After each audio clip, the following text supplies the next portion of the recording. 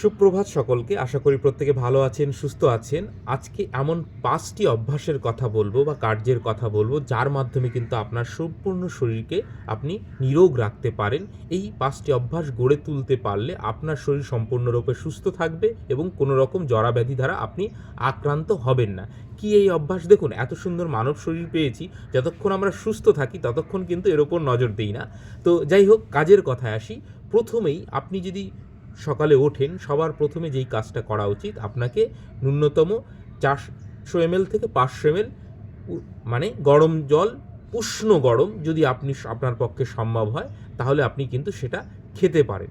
বা উষ্ণ গরম জল না হলেও অন্তত 400 থেকে 500 ml জল কিন্তু আপনি খাবেন, যেটা শরীরের পক্ষে অত্যন্ত জরুরি।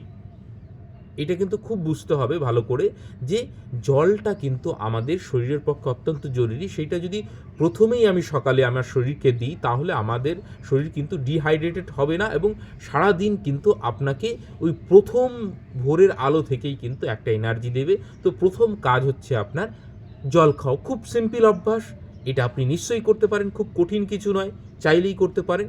দ্বিতীয় হচ্ছে, অনেকের ক্ষেত্রে এটা কষ্ট হতে পারে, কিন্তু আমার জীবনের বাস্তব অভিজ্ঞতা থেকে আমি বলতে পারি, বা আমার বাড়িতেও দেখেছি ছোটোবেলা থেকে এই অভ্যাস, তেতো খাওয়ার অভ্যাস। তেতো কীরকম? যেমন কালমেঘের পাতা, ছোটোবেলায় বকা দিয়ে বাবা মা খাওয়াতেন কালমেঘ, কিন্তু সেটা অত্যন্ত উপকারী। কালমেঘ একটা পাতা, প্রতিদিন নয়, সপ্তাহে 1 দিন 2 দিন, অথবা 1 দিন 2 দিন আপনি নিম পাতা, কচি যে নিম পাতা এখন দেখবেন, সেটা একটু করে খেতে পারেন। খুব তেতো নয়, কালমেঘের পাতাটা একটু তেতো। অথবা একটু চিরতার জল, খুব সামান্য, বেশি নয়। অথবা আপনি আপনাদের বাড়িতে শিউলি ফুল দেখেছেন, তার যে কচি পাতা, সেইটা আপনারা কিন্তু খেতে পারেন। এই যে এতগুলো অপশন বললাম, তার মধ্যে যে কোনো একটা বা দুটো আপনি অল্টারনেটিভ করে প্রতিদিন সকালে কিন্তু এইটা খাওয়ার অভ্যাস না করলেও সপ্তাহে 3 দিন 4 দিন খেলেই যথেষ্ট। তো এইটা খুব ছোট্ট অভ্যাস।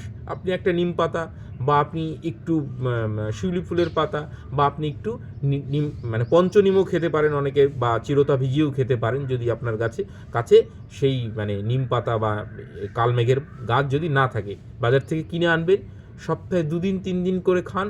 এটা এত দীর্ঘমেয়াদী উপকারিতা দেবে আপনাদের, আপনি হয়তো বুঝতেও পারবেন না। এবং আপনি এই অভ্যাসটা যদি করেন, তাহলে শরীর দেখবেন যে আপনার কোনো রকম কোনো রোগ কিন্তু ছোটোখাটো এই সর্দি কাশি হাঁচি এগুলো কিচ্ছু হচ্ছে না। আমি তার উদাহরণ।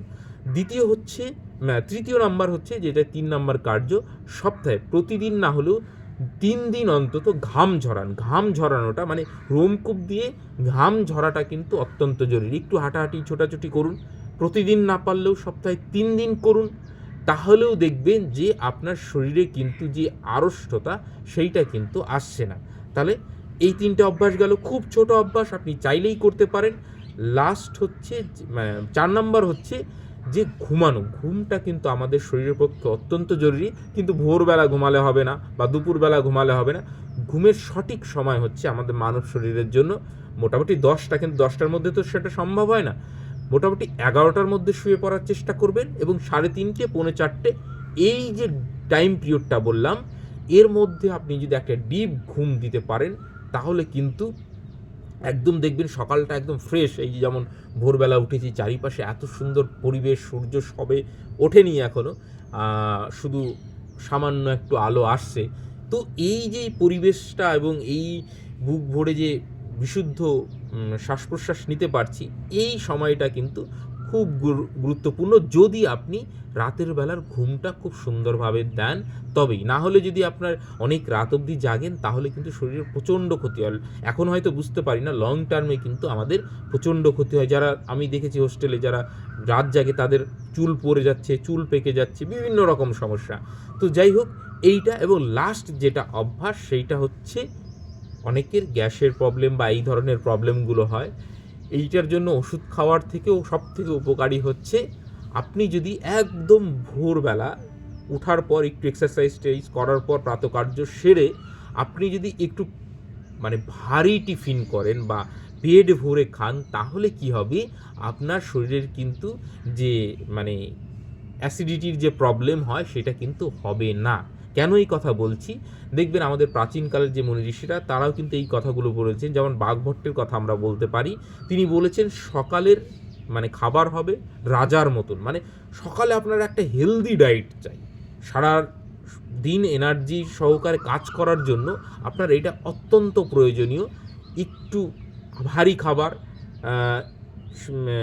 একটা হেলদি ডায়েটের মধ্যে কিছু ফল বা যেরকম কাঁচা ছোলা, কাঁচা এগুলো থাকতে পারে, সঙ্গে চিড়ে, একটু মুড়ি ভিজিয়ে, কিন্তু চানাচুর বা এই ধরনের বা লুচি এই ধরনের জাতীয় খাবার খাওয়া যাবে না কিন্তু, যেগুলো সহজে পাচ্য এবং পুষ্টিকর এই ধরনের খাবার কিন্তু আপনাকে খেতে হবে। তাহলে দেখবেন, এবং আপনি জানেন যে সকালের খাবার হবে রাজার মতন, দুপুরের খাবার হবে গৃহস্থের মতন, রাতের খাবার হবে ফকিরের মতন। কিন্তু আমরা রাতে অনেক বেশি খাই, বিশেষ করে বিয়ে বাড়ি টিয়ে, হ্যাঁ এক আধ দিন হলো ঠিক আছে, কিন্তু এই যে আমি 5টা কার্যের কথা বললাম, খুব সামান্য মনে হলেও এইটা যদি আপনি প্রতিদিন অভ্যাস করতে পারেন, কি পরিমাণে যে আপনি মানে ভেতর থেকে উপকার পাবেন, এবং আপনাকে তো রোগ ব্যাধি তো আপনার থেকে অনেক দূরে থাকবে, সেই সঙ্গে আপনার যে মানে আয়ুষ্কাল সেটাও বাড়বে, প্লাস আপনার কার্যক্ষমতাও বাড়বে, প্লাস আপনি সুস্থ মানে একজন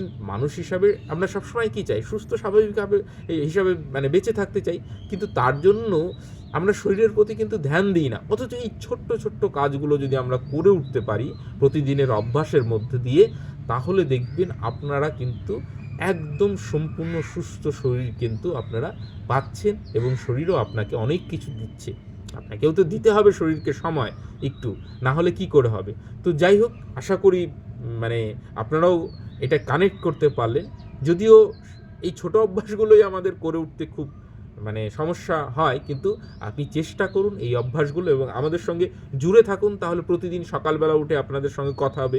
এই যে ভোরবেলা উঠেছি ধরুন 4:45টার দিকে, 4:45, তারপরে ফ্রেশ ট্রেশ হয়ে নিজের কিছু কাজ করে এই ছাদে এসে একটু ব্যায়াম করলাম, একটু মাঠে গেলাম, দৌড়ালাম, ব্যাস। তারপরে একটু ভারী খাবার খেয়ে সারাদিনের কাজ ছোটাছুটি যা হলো, তারপরে রাত্রেবেলা আমি মোটামুটি খুব তাড়াতাড়ি খেয়ে নিই, তারপরে ঘুমিয়ে গেলাম মোটামুটি 11টার মধ্যে। 11টার মধ্যে ঘুমানোর পর সারাদিন খাটাখাটনির পর এত ডিপ ঘুম হবে আপনার। এক আধ দিন কাজ থাকে, সেটা রাত জাগতে হয়, সেটা আলাদা ব্যাপার, কিন্তু এই যে 5টা অভ্যাসের কথা বললাম, এটা যদি আপনি সপ্তাহে 3 দিন 4 দিন করতে পারেন, আর ঘুমটা যদি ঠিকঠাক হয়, আপনি ডেফিনেটলি সুস্থ থাকবেন, ভালো থাকবেন। আশা করি চেষ্টা করবেন। তো যাই হোক, নেক্সট আরও অনেক বিষয় নিয়ে আপনাদের সঙ্গে কথা বলবো, এবং এই এক্সপিরিয়েন্সগুলো আমার জীবন থেকে যতটুকু যা আমি শিখেছি সেইটুকু আপনাদের সঙ্গে ভাগ করে নেব। যদিও আমরা এই হেলথের প্রতি খুব একটা কনসাস মানে হই না যতক্ষণ না শরীরটা আমাদের জবাব দিয়ে দেয়। তো যতক্ষণ না মানে আমরা অসুস্থ হচ্ছি ততক্ষণ তো খুব একটা মানে খেয়াল করার চেষ্টা করি না। তো আমি চাইবো আমাদের সঙ্গে যারা যুক্ত আছেন আগে থেকেই খেয়াল করবেন, শরীরের যত্ন নেবেন, ভালো থাকবেন, সুস্থ থাকবেন। নমস্কার।